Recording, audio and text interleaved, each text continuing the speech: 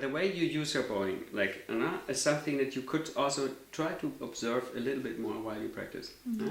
Because now I think you do it, whatever happens, you just do it. And that's a little bit, I would call it makes it more difficult for you. Yeah, because when you have no bow, how can you do a musical Gestaltung? Your creativity is less because you have no bow. Yeah, it's like a painter who has no paint. You try to paint, but nothing.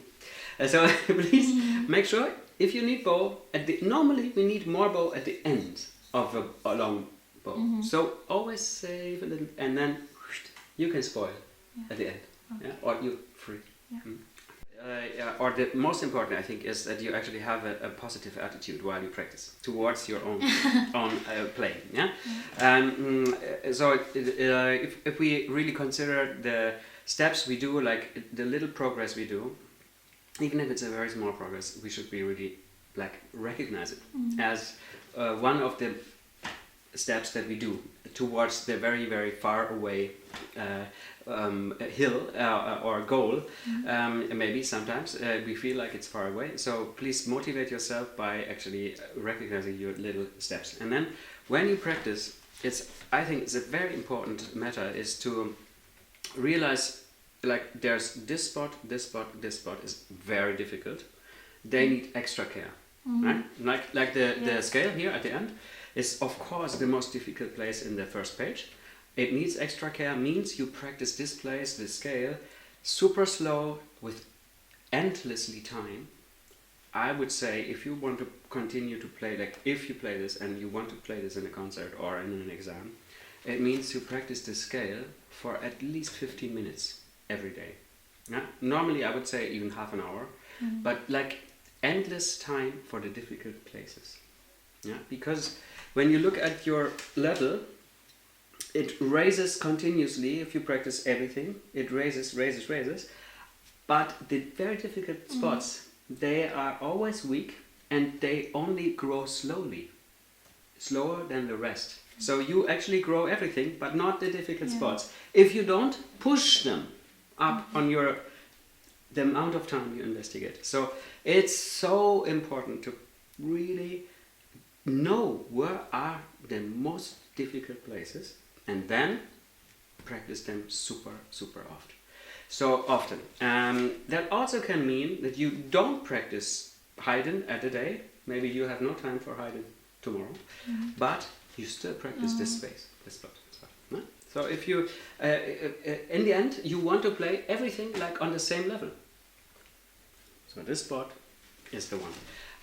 And then I said earlier also about the phrasings.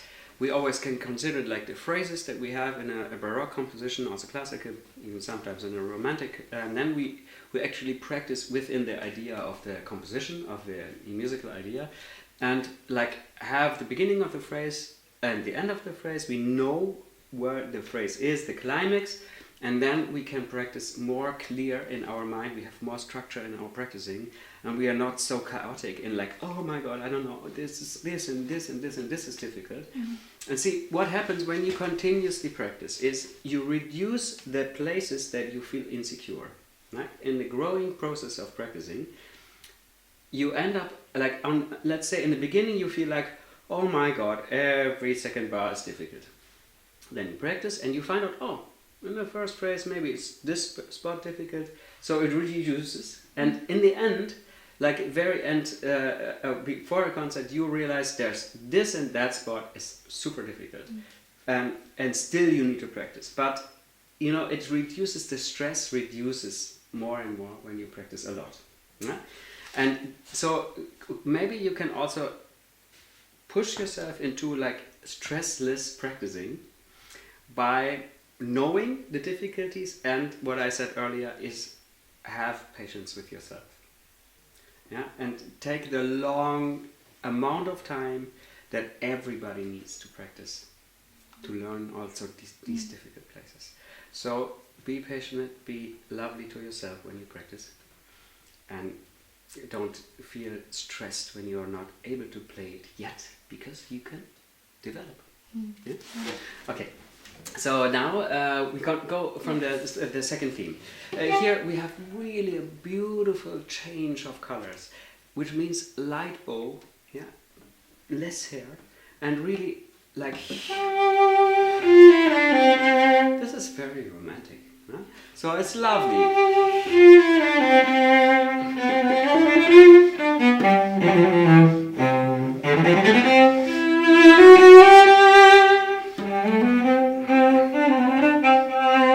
Now we have a very clear beginning of a phrase. Go continue on. What you did, you played less. Huh? So this is, I said earlier, so please try to carefully listen to your phrases, that you don't interrupt. So this is a very good example. When you listen to the recording, you will find, okay, you actually skip the goal of the little phrase by playing it too silently. Okay, try from here.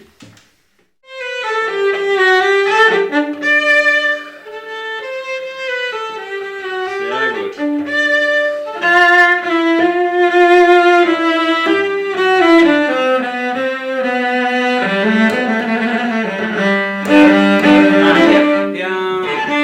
I actually separate again because I really want to do this much easier in down low.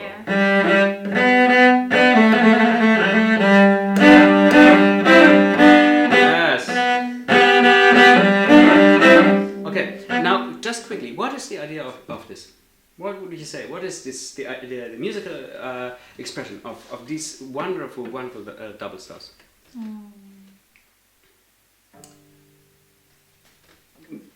Take it, put it into an historical context. What would this be? Like, if you imagine Haydn making this composition, what might he have thought of? Exciting? Yeah, definitely. Exciting is very good, very good. But I personally think of a farmer dance. Yeah? It's like the farmer dance on a market, like on a Saturday evening, and they're like, yeah. It's like, yippee! Okay, so this is full of joy. This is like, whoa, and it's kind of, So you can play like this, and then of course it's also about how do we feel when we play. I talked about this earlier, but when you feel happy while you practice, when you feel full of joy while you practice this, and when you connect these emotions with this spot, then of course when you play a concert, you will also have those feelings much easier than if you never thought about it while you practice. Yeah. So let's try to include your feelings into your practicing, because in the concert you are giving feelings to the audience. You are giving feelings of the composer. You are a transmitter of composers' emotional ideas to the audience. So if you don't train your feelings, how can you make feelings? It's impossible. An actor, when they prepare themselves for a performance, do you know what they do? They do emotional exercises with their face. They go like like this. They do exercises. Emotional exercise. So please train your emotions, and you will make it easier to the audience to understand the beauty.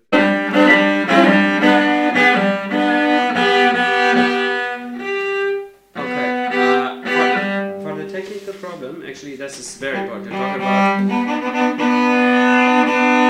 Did you train like this?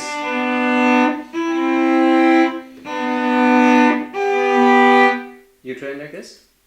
No, not yet? Okay, then please do it. And also,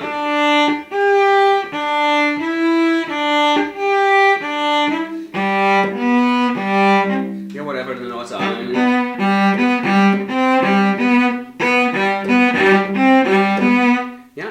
You grip everything. You do both fingers, but you play only one note. Only one line. On all double stops, we always play one line and the second line, and then in the middle step would be you play the upper line loud and the lower line less, and then you change. You play the lower line loud and the upper loud less, and while you do this, you train your intonation. You train what is important, you train your musicality. Because of the repeats you do, you are also, your development is faster because you have a structure in your way of practicing. Very important to have a clear structure. When you play double stops, your brain is a little bit overwhelmed because we cannot sing two notes. Yeah? So we can also not think two notes. So we have to decide which note is more important. Of course, here the upper line. So you imagine the upper line, and the second note goes automatically on the side. In the end, it means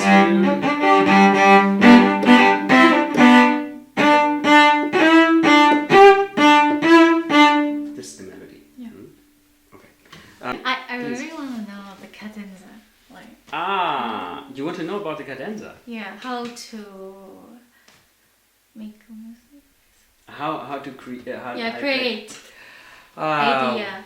Well, of your idea. To find your own way of playing it, I personally always start to practice, but also listen to recordings, like several recordings, and then I have already some kind of ideas. What do others do? And I always respect, of course, the ideas of others and learn from their knowledge, because in a recording you have a lot of knowledge. Yeah. So if you listen to whatever mutualists you like, you find out how they do it, and then of course you will see most of them don't play this cadenza. They always play different cadenzas. Yeah, they play their own. But still, if you find a recording of this, you will.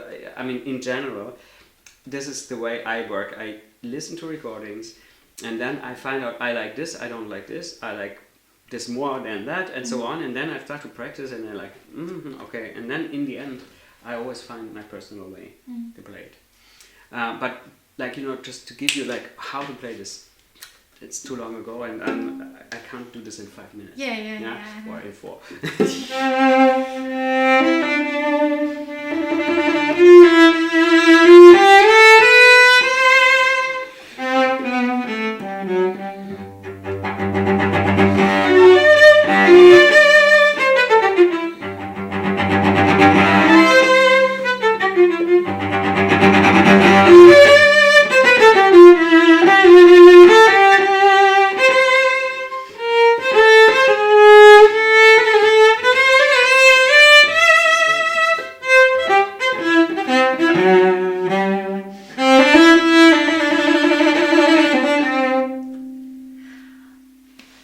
And I had one question. How can I practice the trill? The trill? Yeah. Okay, the easiest way is actually to concentrate on the lower finger. Like if you want a fast trill, what we do is we think about the trilling finger. And this makes it more difficult. And we want to be fast, and it makes it also difficult. Yeah? So you need to practice slow and concentrate on the lower finger. So let's say we do this trill. What we do is we think like this is important, right? So, but the most important movement is the up movement. Therefore, we train like this. It's like as if you were going on a heated plate and you're like, this is the feeling. And then 2 times. Lower finger is pressed down. And now 3 times.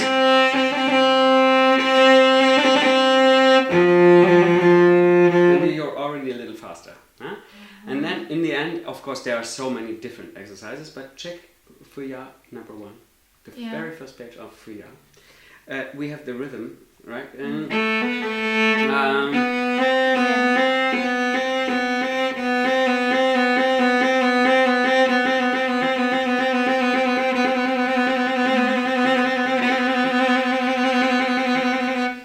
if you train this, also think about the slow is important, extremely important. Structure yourself, find a way to how you move, because the slow practicing is the groundation for your trill, and it takes time, like 3 months. So train your trill every day for 3 months, and you will make it. Patience, a lot of patience. Okay. Yeah? Yeah. Thank you so much. Thank you.